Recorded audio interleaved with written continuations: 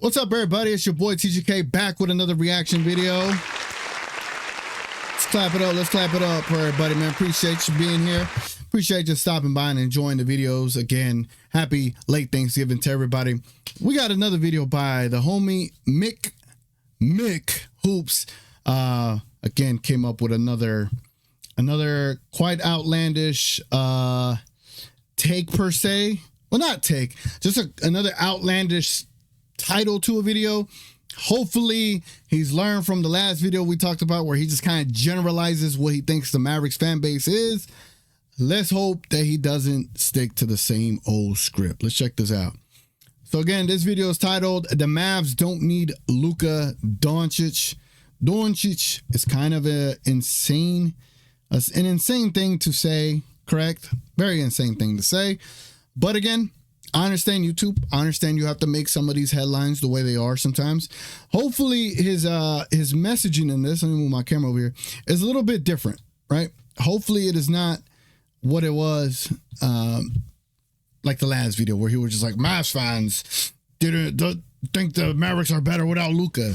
Hopefully that's not the case. All right, enough of the fluff. Let's get to the stuff, man. Appreciate y'all being here. So the Dallas Mavericks don't need Luka Doncic, and they're showing it right now. Before you guys dislike, do they need Luka Doncic to be in with a chance of winning a championship? Yes. But they've shown that they don't need Luka Doncic on the floor at all times to be successful. They don't need Luka to play hero ball. And they're a good team without Luka Doncic, and the Luka Doncic is going to be the piece to push them over the edge. I wonder what happened to his last video. The fact that he mentioned don't dislike it, or like when it comes to videos, whether they like or dislike, you can't control what people say, right? Like people could dislike my videos, and you know, if people dislike a video of mine, I'm not going to feel any way about it. People have the right to make their opinions known, but I'm pretty sure the last video he dropped, people didn't take too kindly to it. Like I said, you cannot generalize a fan base based off a few tweets, and then when you don't show your work, you just lose credibility. So let's see what else he says. I always give everybody a fair chance. So far, he made sense with what he said on you know, the Mavericks being able to be successful without Luka Doncic. Let's see what else he continues with. And like historically, they're a team that have really struggled when Luka is not on the floor. Correct. And the fact they've been as good as they've been without Luka is a huge positive for when Luka eventually comes back. Mm-hmm. And it also allows Luka Doncic to take time off and properly get healthy, because this team's going to be in the playoffs or playing without him. And then when he comes back, they're right back in contender status. Before we get on to, if you guys aren't new to the channel, subscribe. We're trying to hit 5.9K by the end of the day, and we are 14 subscribers off right now. Damn, he was just at 4K the other day. Pretty good. Pretty good. So salute to him. That's a lot of subs in a short amount of time. So congratulations to that. Let's keep it going. We can do that. That means saying we're trying to hit 6K by the end of the month. So anyway, with the Luka Doncic fella, he has been out for quite a while, and the Dallas Mavericks are actually 4-1 without Luka Doncic. Luka is an extremely high usage player. He's somebody that has really struggled down the stretch in games this year and is clearly injured. By the way, he is absolutely, clearly still injured. And the thing about it, when he's doing these videos, like, I know he's like searching things as he's trying to talk, so he's just kind of filling in dead air, like and I know he's probably pushing out so much content that he has to like search up things as he's going through it. So, but yeah, it's kind of hard to notice and not pay attention to these things as a creator. Like, you're clicking and moving things around. You're just trying to get all of your bearings together and get all your thoughts put together before you actually get to your main point, and you're just trying to fluff it up, right? Enough for the fluff. Let's get to the stuff, man. But yeah, just funny. It's just things I notice. Him missing time now might help his knees. His knees have been shot since last season. And again, Luka played through the playoffs, hobbled. Then played Olympic qualifiers, hobbled. And showed up to the season, still hobbled. And even with that, he was still playing pretty well. But he would play good defense for 3 quarters, and then by the time the 4th quarter would hit, his legs would be gone. He couldn't really play defense, and it was a horrendous 4th quarter. Did I miss something? Did I miss what he was getting at? Hold on. Let me rewind it. I don't know what the hell he was trying to get at there. Let's see. Still injured, and him missing time now Okay. might help his knees. All right. His knees have been shot since last season. Yeah. And again, Luka played through the playoffs, hobbled. Mm-hmm. Then played Olympic qualifiers, hobbled, and showed up to the season, still hobbled. And even with that, he was still playing pretty well. But he would play good defense for 3 quarters, and then by the time the 4th quarter would hit, his legs would be gone. He couldn't really play defense, and it was a horrendous 4th quarter. I don't know how I feel about that. I mean, Luka's been playing good defense for the majority of the season, except, that Utah game and a couple of plays here and there. But again, when you're a number one option in the league and you're a hot topic in the league, your bad highlights are going to get highlighted a lot more than anybody else. But Luka beat Minnesota in the 4th quarter, like early in the season. And yeah, he's been very inefficient, but Luka in the 4th quarter has not been that much different. I just think he's been consistently inefficient. So there's not an inconsistency there. But yeah, I mean, the Jazz game is something that people are going to blow out of proportion. But what about the other games that he did win that didn't even require a 4th quarter because of how dominant he can be? So yeah, this is it just felt like something he just threw out there. But these are the players for the Dallas Mavericks. Some of their role players with and without Luka. So it says here with Luka. Look at Maverick season. Look at Maverick season up here. Look at that. He finally used the source. Salute to Mick Hoops. Salute. Salute to finally using the source. And then not only did he identify a source, he's showing it. Salute to Maverick season. I will say I am a part of Mavericks Twitter. Me and Maverick season have been very cordial. And so finally he's showing somebody some respect and crediting his sources to what he be talking about. 8.4 points per game, 3.4 rebounds, 2.9 assists. Without Luka, 21 points per game for Najee Marshall. Quentin Grimes is up 7 points per game and up 2 rebounds per game. Dinwiddie has gone from 3 points to 14 points and 3.2 rebounds to 0.9 rebounds. Like, I will say this, like, Luka does not rebound the ball for these guys. People are like, Luka's a ball hog, man. All of their stats have gone up because of a higher usage. Right. Yes. Luka's not there, right? Luka's a 30-point, triple-double kind of guy. So when you put all these stats together, you basically almost roughly get roughly a 40-point triple-double. So you're getting a lot of production without Luka, and production that you definitely needed. The Dallas Mavericks are playing a completely different style of basketball right now, and it's a lot less sit there and watch Luka, a lot more kind of ball movement.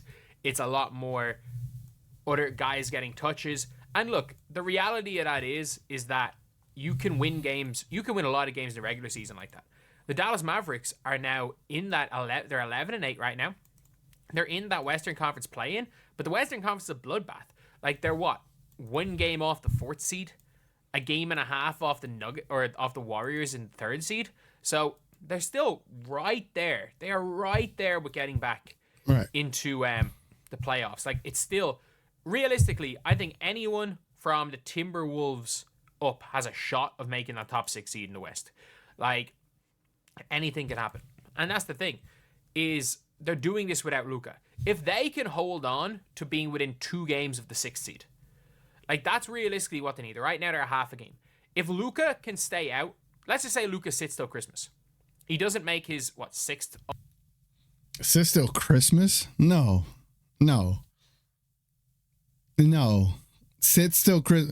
Brother, this man had a wrist sprain. Relax. All NBA first team in a row. Or maybe Luka sits, 10 games. He's missed 5 already this year. Maybe he sits another 5 games and then I won't be that tries long. to play it out, and just so that he can maybe make another all NBA first team.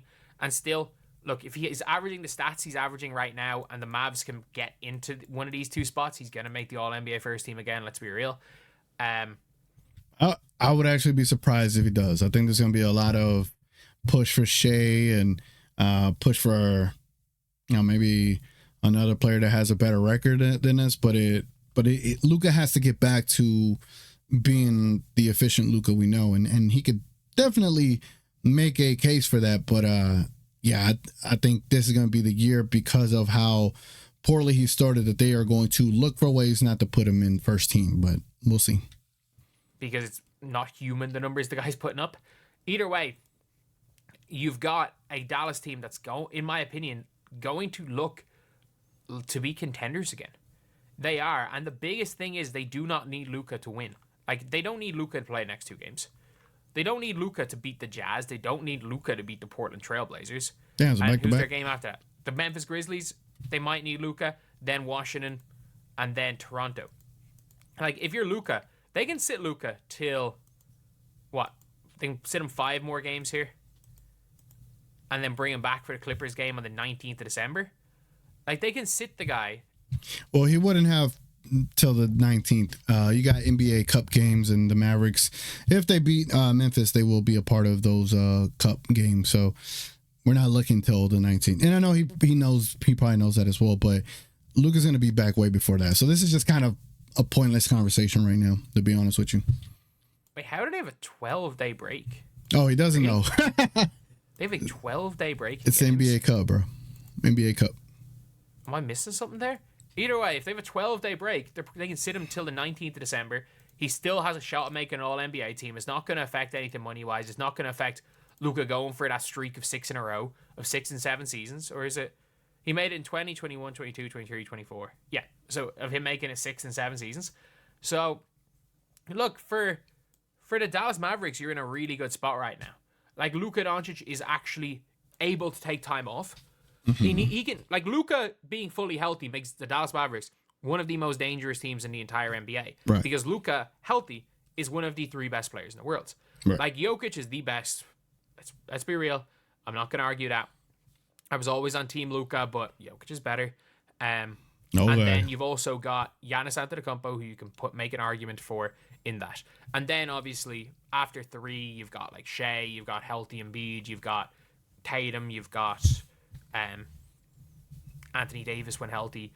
You've got what looks to be freaking LaMelo on the come up.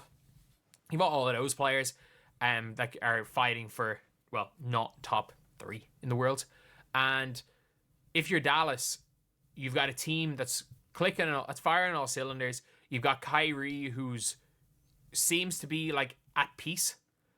Like, Kyrie, we saw it after he left. Realistically, from 2016 onwards, we saw a lot of soul searching from Kyrie Irving, where he now seems just to be content in life, regardless of the basketball situation. With Kyrie, it's never really the basketball situation that's going to affect him. It's his life situation, and he seems to be at ease in his person. Where does Kyrie come into all of this? I'm trying to figure out. The Mavs don't need Luka Doncic.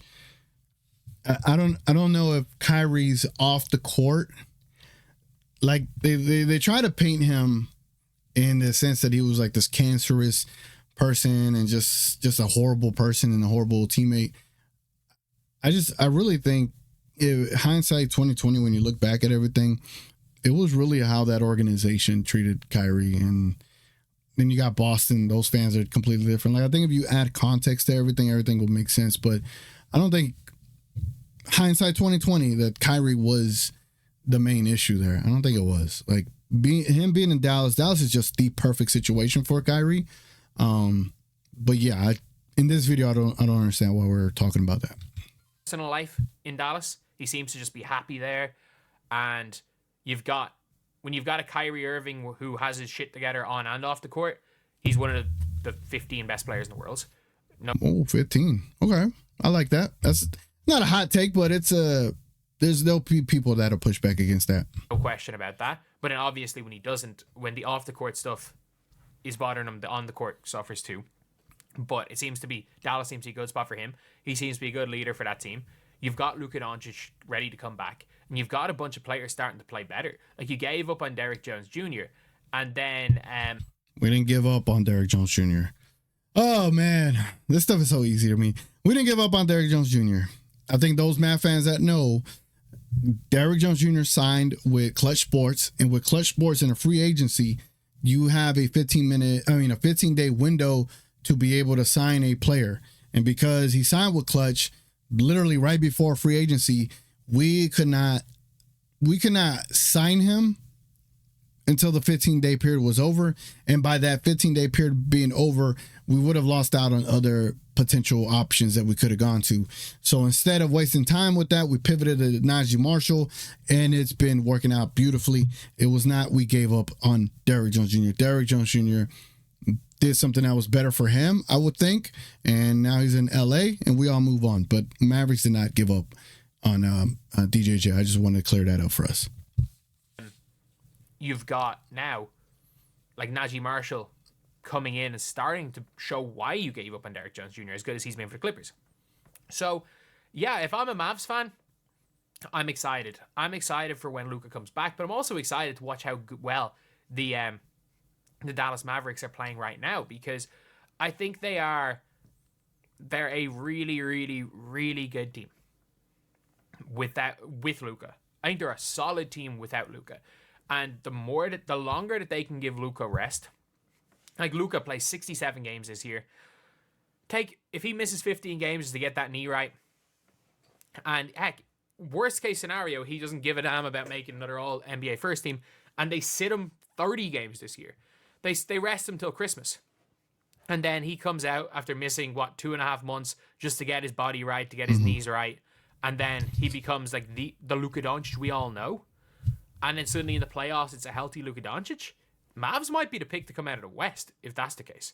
But anyway, yeah, that's the video. See you guys. All right. I don't know, man. I don't know. Like, I know I'm doing these reaction videos, and I know I'm trying to provide this insight. I just feel like when you have such a hot topic and title like that, I think you have to show up with some actual insights and be able to provide some actual talking points as to what do you mean by the Mavs don't need Luka? Is it just a clickbait title to get people to watch to what you want to actually say, or where are we going here? And again, we leave another Mick Hoops video feeling like we got nothing out of it. I've genuinely feel like we got nothing out of it. It is what it is. Anyway, man, if y'all enjoy these reaction videos where we expose bad takes or good takes, whatever the case may be, please leave a like on the video. Consider subscribing. Again, I host a Mavs pre and post game show for every Dallas Mavericks game, and also Midnight Madness. Again, appreciate y'all being here. It's been your boy TGK. I'm gonna catch y'all on the next one. We are out.